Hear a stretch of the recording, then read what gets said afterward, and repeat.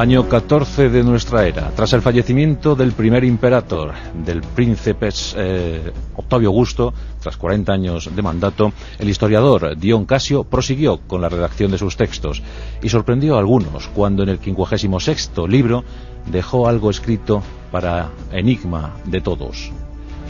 Más o menos venía a decir Dion Casio: irritóse Octavio contra Corocota, un bandolero hispano al que puso precio en 200.000 sestercios.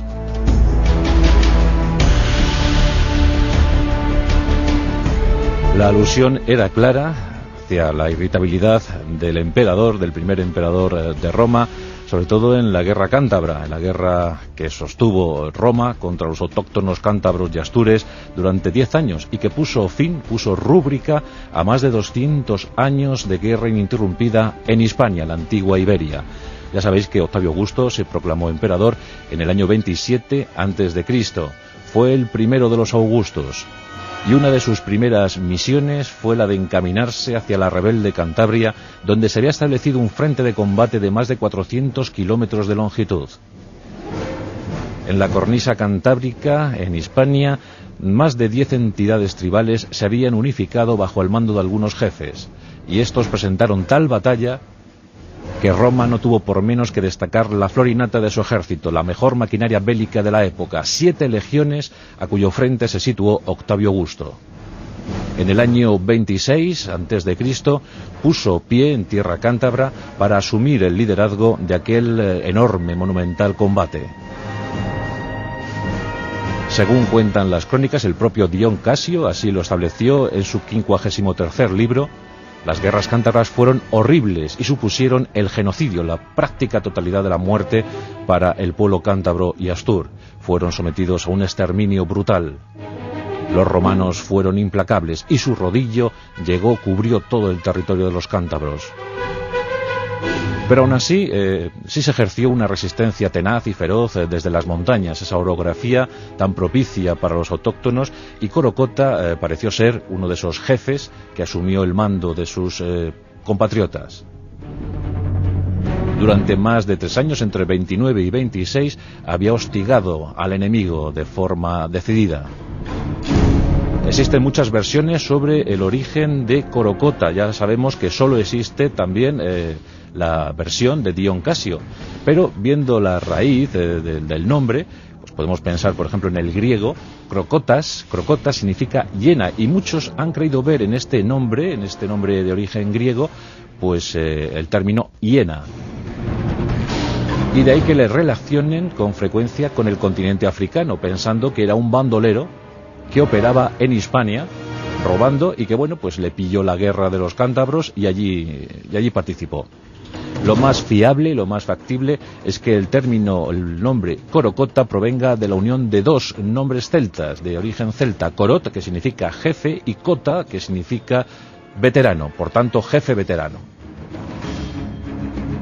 Corocota era un guerrillero tremendo. Dicen que era feroz, brutal. Desde las montañas, los valles cántabros, pues sometía a duros golpes a los ejércitos romanos. Las cohortes no tenían noches fáciles, porque los cántabros y los astures con mucha frecuencia atacaban esos campamentos para proveerse de suministros no solo bélicos, sino también alimenticios. Por tanto, Corocota se convirtió en el enemigo público número 1 de Roma. De ahí que el propio emperador se acercase a Cantabria para ver qué estaba pasando. Y como sabemos que Octavio Augusto estuvo 2 años, el 26 y el 25 a.C. en territorio cántabro, pues es muy posible que en esa fecha, bueno, muy posible no, es seguro que en esa fecha pusiese precio a la cabeza de Corocota, el líder tribal cántabro. Y fue nada menos que 200.000 sestercios, una auténtica fortuna. 200.000 sestercios para aquel que delatase a Corocota, para aquel que asesinase al temible jefe guerrillero. Y según se cuenta, la osadía de Corocota llegó a tal punto que él mismo se presentó en el campamento imperial para exigir el pago de aquella recompensa. Octavio Augusto, entre divertido y sorprendido por la acción de su enemigo, decidió pagar, sí, pero se lo pagó al propio Corocota y al mismo tiempo le puso en libertad. Ignoramos cuál fue el destino del célebre guerrero cántabro. Seguramente murió combatiendo como la mayoría de los suyos. La guerra en Cantabria, en Asturias, se eternizó hasta el año 19, cuando la casi totalidad de la población sucumbió víctima de los romanos. 10 años de extenuante conflicto, pero 10 años que inmortalizaron el nombre de Corocota, y desde entonces el héroe se popularizó, su leyenda se popularizó pues hasta nuestros días. Hoy en día, si visitáis Cantabria, es muy frecuente ver imágenes de Corocota, toda suerte de merchandising, recordando, evocando las hazañas de su gran héroe. Octavio regresó a Roma para seguir gobernando. Incluso estuvo un tiempo en Tarraco, proclamada capital imperial. En el año 14 falleció y Dion Casio siguió con sus memoriales célebres, inmortalizando a Corocota. Uno de sus versus que nos dio el mundo antiguo, cubierto por la leyenda, por la rumorología, por la necesidad de tener héroes. Pero Corocota, desde luego, en un acto de valentía sin igual, se hizo con los 200.000 sestercios. Lo que no sabemos es en qué los empleó. A buen seguro que mejorar la vida de sus coetáneos, de sus amigos, de sus paisanos.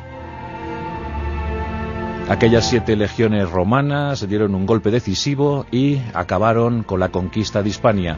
Desde entonces, una de las perlas más ambicionadas, uno de los lugares más queridos por Roma. Y los cántabros supervivientes finalmente se integraron en el propio ejército romano, sirviendo como combatientes en cualquier lugar de Europa. Pero queda para la historia este enfrentamiento célebre, exiguo en cuanto a datos fiables, documentales, pero que unió 2 personalidades tan antagonistas como la de un jefe guerrillero cántabro, Corocota, y todo un emperador, el primero de los Augustos, Octavio.